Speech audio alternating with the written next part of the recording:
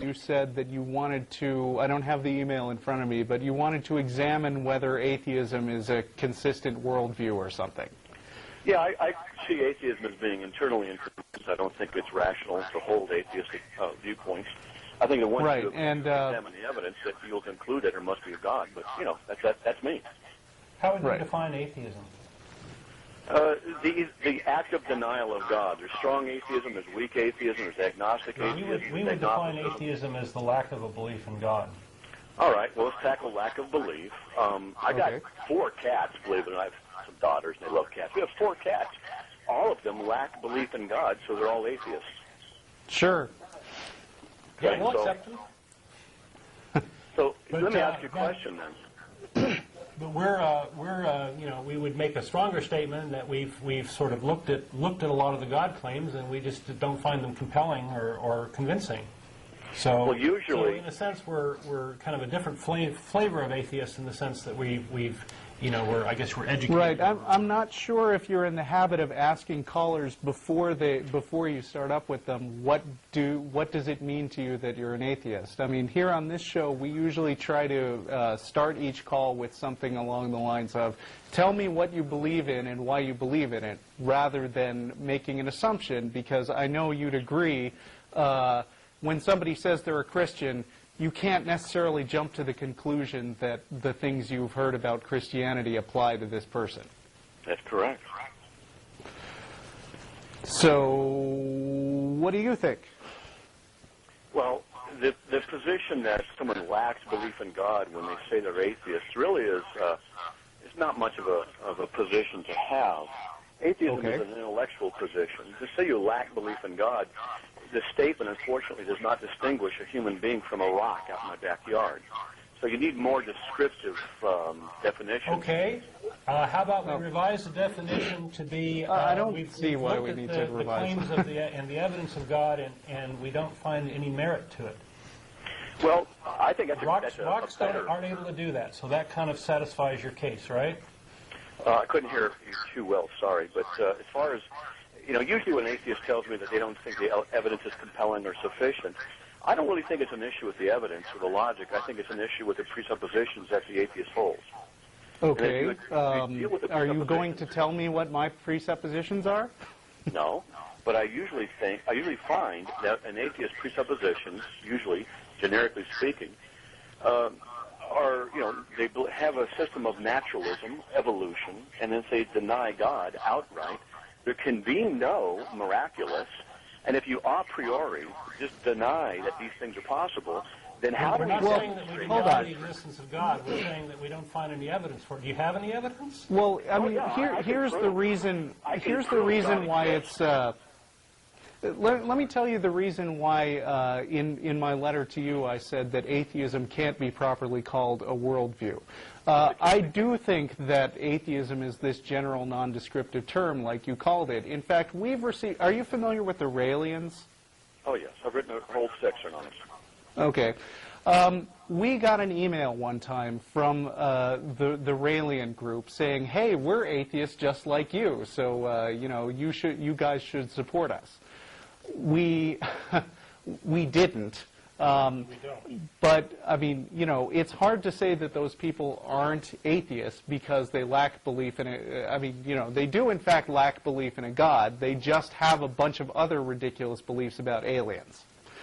Right? So... well, can I comment about the lack of belief thing? Sure.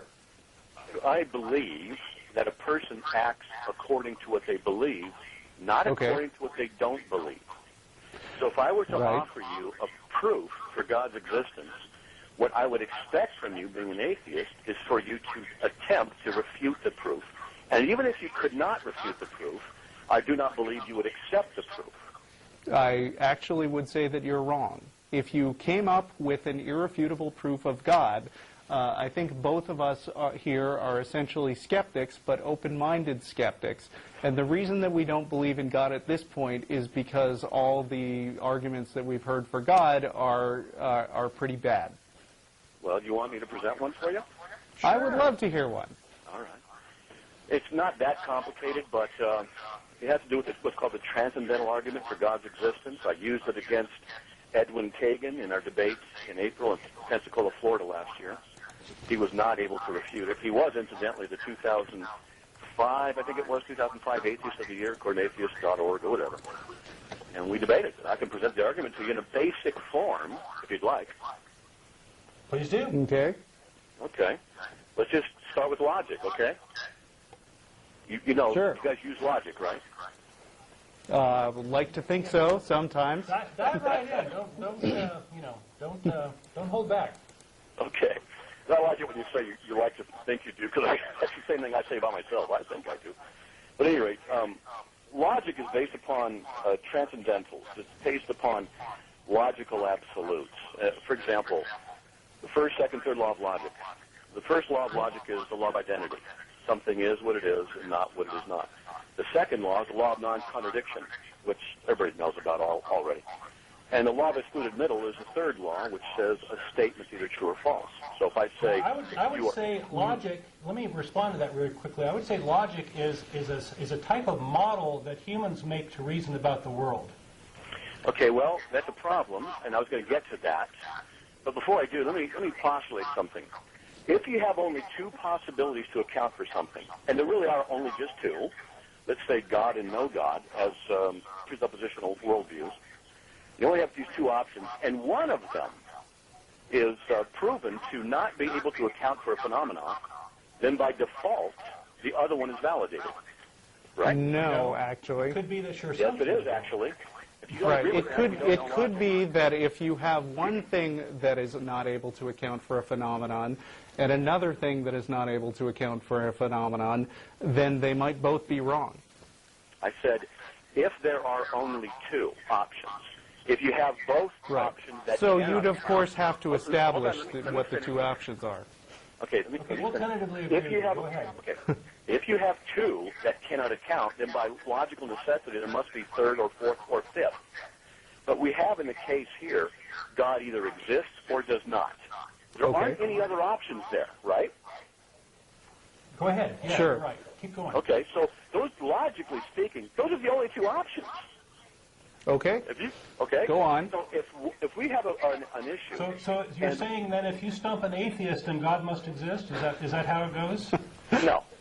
No, but I Interesting. stump atheists... So in other words... Not two options. There's a third that you've stumped the atheist.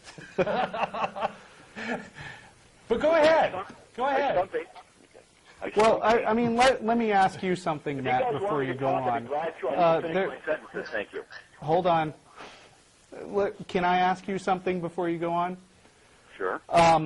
There was a time when there was no natural explanation understood for the existence of thunder and or lightning. At that point, people hadn't studied the laws of electricity. They hadn't, they hadn't understood weather patterns, and so the conclusion was that lightning was something that was made on Mount Olympus, and Zeus threw it down to Earth. There was no natural explanation for lightning at that time, but you wouldn't say that it turned out that the Zeus explanation was actually the right one. Yeah, so what's that got to do with the issue of logic? Well, I mean, you're saying that if you can't come up with an explanation that doesn't involve God, then God must exist, right? No, that's not what I said. Okay. I said, all right. I maybe misunderstood what you were saying. Go on. I said if you only have two possibilities, just two, if there are only... Yeah, we've agreed with you on that. Sure, Can we move on? And if you only have these two, and one of them is negated by logic necessity, the other one is validated. Now, atheism or theism. You either have God or there is no God. Now, back to the issue of logic. How does an atheist, from his worldview, account for the existence of logical absolutes? Now, let me talk about this just a little bit. Because I believe Don already said that logic is descriptive. It's just our way of describing the way the world works. Okay, I mean, seriously, if you guys would give me a minute or 2 minutes to finish this, we can actually get somewhere. Okay, well, we're answering your questions, so go ahead. Well, you're not letting me finish. If I can't present the case, then you're not listening to the evidence. I'm sorry that it's upsetting you to have It's not upsetting this me. back and forth in this way, but please go on. No, it's not upsetting me. I'm just saying if you want to hear the argument, you got to let me present the argument. That's all. Well, you're building in some assumptions, and we Yeah, sort of learned, here's the problem. If we have an early disagreement on something, and then you try to build a case out of the disagreements, then later on we have to move backwards a little bit in order to identify the spot where the disagreement happened. So I'm sorry if we sound rude. Yeah, we found it to be much more efficient to solve those sorts of I do problems. the same thing. I do the exact same thing in my radio show. Good. Okay. Okay? But I'm just saying that there is an argument. I know what you guys are going to say. I know the arguments the atheists give.